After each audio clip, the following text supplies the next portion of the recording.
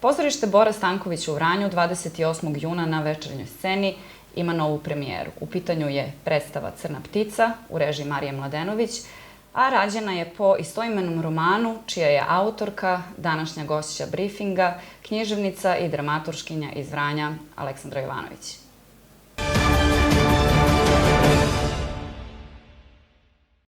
Aleksandra, dobar dan i najpre hvala što si izdvojila vreme za briefing. Nemoj mi zameriti, neću ti persirati. Tamo posla.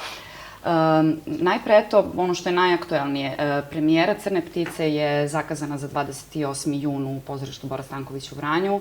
Kako teku pripreme za sada? Jesi li zadovoljna? Pa, ja sam izuzetno zadovoljna s tim što bih naglasila da je možda najnesrećnija okolnost što sam ja ovde danas, a ne neko drugi iz ekipe. Jer osjećam se ponekad kao pokvarena ploča zato što stalno pričam o Crnoj ptici, o svom romanu, o svojim likovima gde sam ja bila neprikosnoveni autor, sad više nije tako. I mislim da, ali eto, nesrećnim okolnostima prosto jedina sam ja u Beogradu danas, svi su u Vranju, svi naporno rade, sprema se premijera i onda ja ću opet biti ovde kao neki glasnik te predstave. Ali zaista volila bih, na primjer, kada bi ovde bila rediteljka, neko iz glumačke ekipe, kompozitorka, scenografkinja, bilo ko da može da prenese delić te atmosfere, ali eto, samo sam ja danas ovde, tako da pokušat ću što bolje da prenesem naše kolektivno osjećanje i uzbuđenje povodom premijere. Ja sam zaista preplavljena različitim emocijama. Ovo mi je ne prvi put da učestvujem u pozorišnim projektima, ali i prvi moj originalni tekst. Tako da je negde osjećam i veću odgovornost, pre svega, jer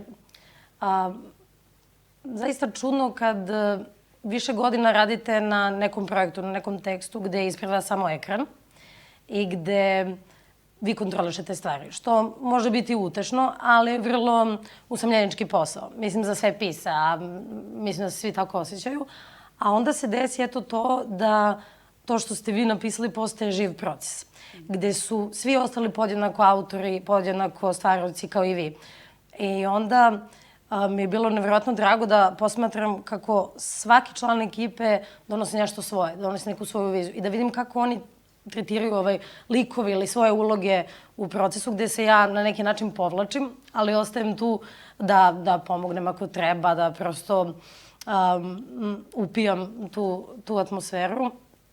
I zaista predivno iskustvo. Ja sam se prilično kasno uključila u proces. Bila sam tek nekih 10 dana na probama kada smo još postavljali scene gde sam po prvi put učestvovala aktivno u tome. Ovde moram da pohvalim režiju Marije Mladenović, koja sa nevjerovatnom preciznošću iznosi svoje ideje i vrlo olakšava svima nama u procesu da razumemo, da se prilagodimo, da izvedemo to što je najbolje moguće. I zaista mi je drago što sam deo ovoga, da je bilo kako drugačije, ali da ja sad moram da sedim kod kuće, a da se pitam šta se dešava na sceni, bilo bi mi jako teško, kao što mi je i sada jako teško, budući da sam ovde dok su svi na sceni i rade. Ali eto tako, premijera će biti 28. juna na Vidovdan ili na dan kada se dele knjižice, kako je i poznati taj praznik, u 8 sati uveče, tako da ko može da dođe do Vranja, samo neka izvoli. Reci nam onda ko je sve u ekipi? Da, evo sad ćemo testirati moje pamćenje, moje znanje, imena i prezimena ekipe. Ovako, rediteljka Marija Mladenović. Njena diplomska predstava. Njena diplomska predstava, tako je. Glavna junakinja Željanju tumači Jovana Berić, Vuka tumači Filip Hajduković, Luku Nikola Mijatović, majku Kristina Janjić-Stojanović, tetku Žetica Dejanović, dobra sam, tatu Mihajlo Stojković i malu Želju, to je Ima ti podmladak. Imamo devojčicu od 10 godina, Sofiju Urošević, koja tumači ulogu male Želje, koja se, zapravo neću da spojlam, dođite pa vidite. Dalje od ekipe imamo scenografkinju Neru Vulović, kostimografkinju Mašu Ćešić, dizajnera zvuka Nikolu Erića i kompozitorku Nikolaju Zdravković, koja je zaista uradila fantastičan posao. Ja sam do sada čula samo delove muzike koju ona osmislila, komponovala i izvela za nas, tako da zaista magičan posao radila. Ekipa je mešana, da tako kažem. Jeste. Imate glumce iz ansambla Vranjskog teatra, ali glumce iz Prestonice, ako se ne varam. Tako je. Ja mislim da je to najveći uspeh što smo to uspeli da izvedemo u pozorištu, da imamo, uključujući i Mariju i mene, čak 9 spoljnih saradnika, što je zaista retko za bilo koje pozorište u provinciji zbog, naravno, budžeta koji je izuzetno mali za sva pozorišta u unutrašnjosti. I to je nešto što će se, nadam se, promeniti u narednom periodu zato što je sramotno mali prosto i to je dovijanje jedno neverovatno, ali uz dobru volju. Eto, i to je moguće. Tako da nekako smo se izborili za to.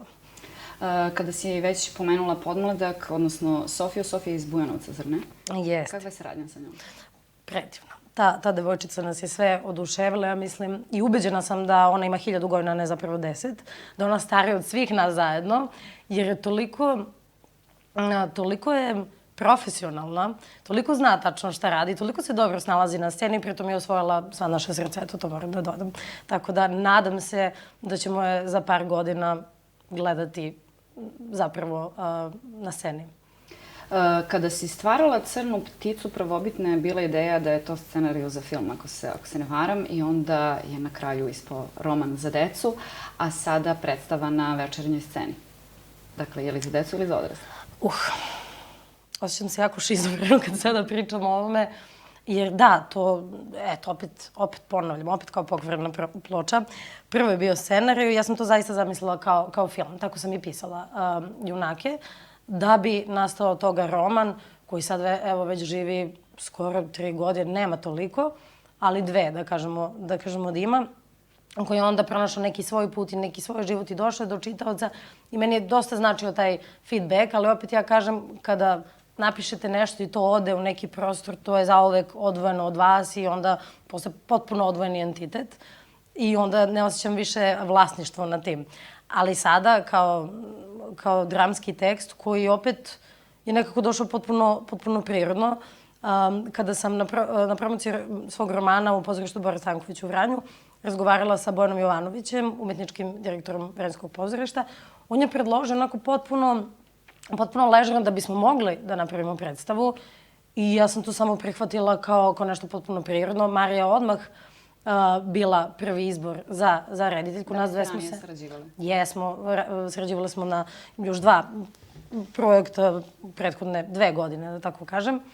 Ali smo odmah kliknule, ona je odmah razumela roman i ja mislim da ga je prostudirala od korice do korice, ga zna apsolutno bolje od mene. I onda je taj proces dramatizacije tekao dosta zanimljivo, jer prva verzija i prva ruka dramskog teksta je bila poprilično štura, zato što je ličila na roman. I nije bila izuzetno igriva. I meni je trebalo vremena da se ja udaljim i shvatim da prosto ne može da bude isto. I nijedna forma nije ista. Isto kao što sam ja iz scenarija morala da prevedem tekst u roman, tako je sad opet bio izazov prevesti ga u dramski tekst, nešto što bi bilo razumljivo glumcima, igrivo, što bi bilo dinamično i živo. To sam htjela da te pitam, mislim što te prekidam. Da li ti je veći izazov bio da svoj roman dramatizuješ? Apsolutno. Postoji neko nepisano pravilo da dramaturg nikad ne treba da bude onaj čiji je tekst.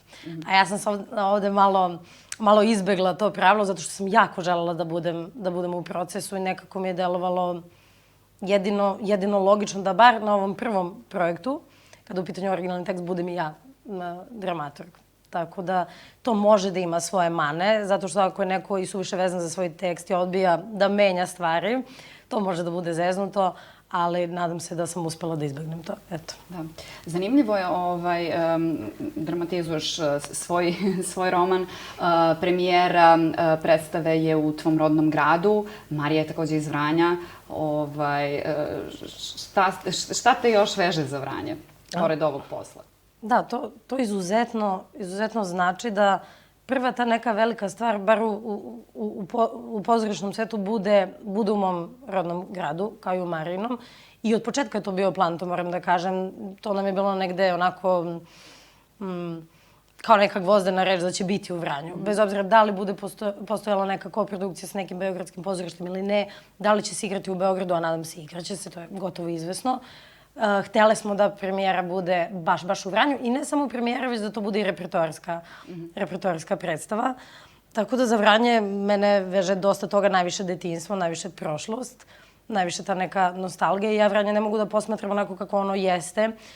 Ja stalno vidim scene iz prošlosti kada šetam ulicama i negde ignorišem ove nove zgrade koje niču pored mene i stalno se sećam nekih kućeraka koji su tu pre bili. Tako da, može se reći da u Vranju ja živim u prošlosti, ali mi je izuzetno drago da donesem nešto zajedno sa Marijom, zajedno sa svima ostalima, nešto što smo uradili,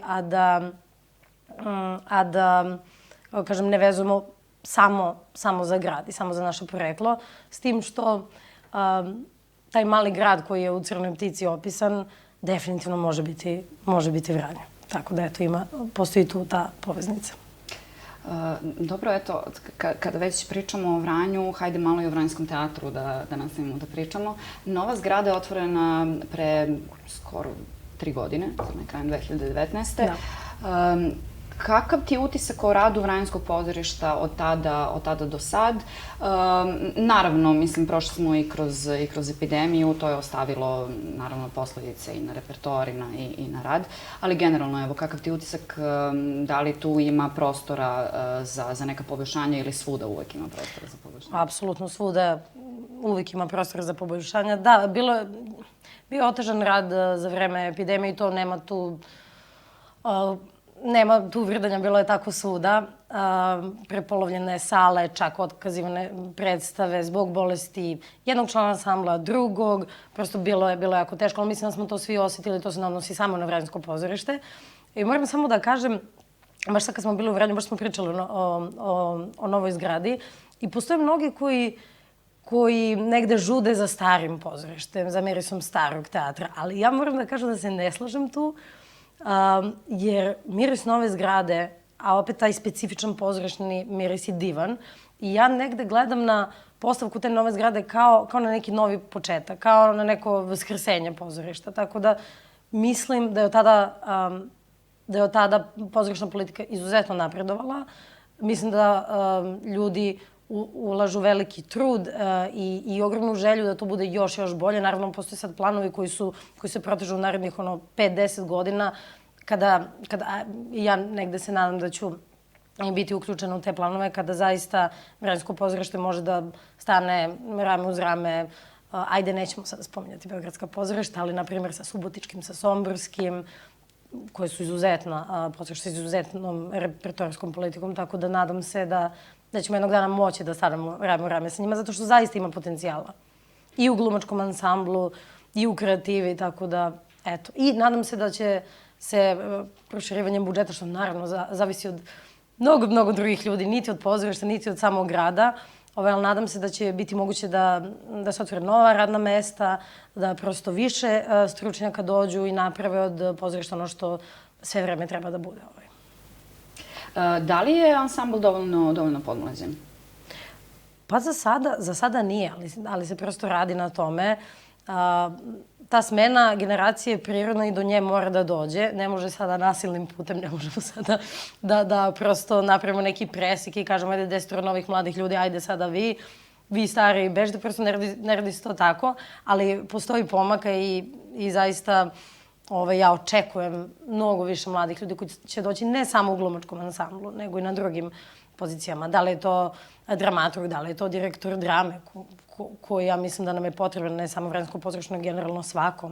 Da li su to novi inspicijenti, da li su to scenografi, kostimografi, još njih, prosto treba nam više ljudstva.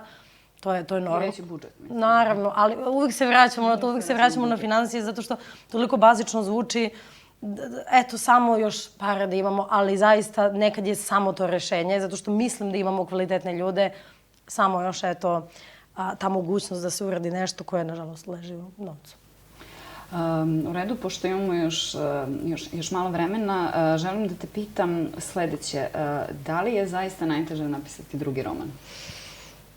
Pa ja to mogu da potvrdim, apsolutno jeste. Ja sam u procesu pisanja drugog romana i stala sam negde na trećini i zbog Crne ptice, ali i zbog ostalih obaveza. Crna ptica je nagrađivan roman, između ostalog uvršten je u 200 najboljih za decu na svetu. Da li je to neki dodatni pritisak kada je u pitanju stvaranja tog drugog? To je ogromni pritisak. Ja ne znam kako to da ti prenesem uopšte rečima. Da je prvi roman, da je debitanski roman bilo čiji bio potpuni neuspeh, ja mislim da bi ljudi brzo zaboravili na to i onda bi drugi se tretirao kao prvi. A ovako postoji ta neka senka Crne ptice koju ja volim izuzetno, ali za koju se plašim da će me možda ne sputati, ali prosto ja ću morati da pronađem način da se još više udaljim od toga i prosto se bavim nekim drugim stvarima, što sad deluje ironično zato što prvo radim Crnu pticu i nam se će biti još nekih stvari vezanih za taj roman, kao što je, na primjer, film za koji bi jako voljela da se desi. I ovo sad zvuči kao neka eksploatacija žešća sa moje strane, ali zaista je ta priča na moje iznenađenje dotakla mnoge. I izuzetno mi se dopada da vidim kakve reakcije ona ostavlja kod drugih ljudi. I baš sada u radu na predstavi sam imala prilike da to vidim kod ekipe, gde je svako to doživeo na neki svoj način. Svi su razumeli, svi su to učitali nešto svoje, što tako i treba da bude. I samo zbog toga vredi stvarati prosto. Pre nego što ti poželim srećnu premijeru, odnosno svima vama pre nego što poželim srećnu premijeru, želim još da te pitam ono što volim da pitam skoro svakog sagovornika, šta je za tebe sloboda? Sloboda je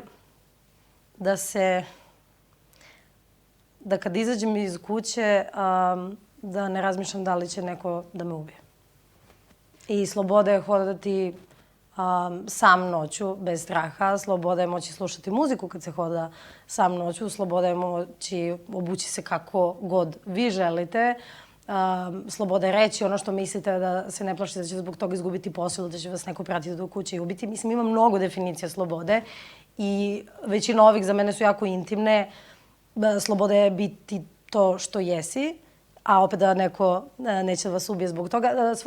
Svodi se na strah od smrti, apsolutno, ta nesloboda. Bilo bi mnogo lakše da su u pitanju dobijanje nekih packi ili nekih laganih opomena, ali prosto kada vam je životna bezbednost ugrožena, kako da kažem, nema smisla pričati o slobodi. Još uvek. Hvala ti. Hajde da se ipak vratimo na lepše teme. Da, baš sam ovako, baš sam spustila raspoloženje. Poželit ću ti još jednom srećnu premijeru. Vidimo se na premijeri. Vidimo se. Hvala ti još jednom na izdvojenom vremenu. Hvala i vama. Ovo je bio briefing.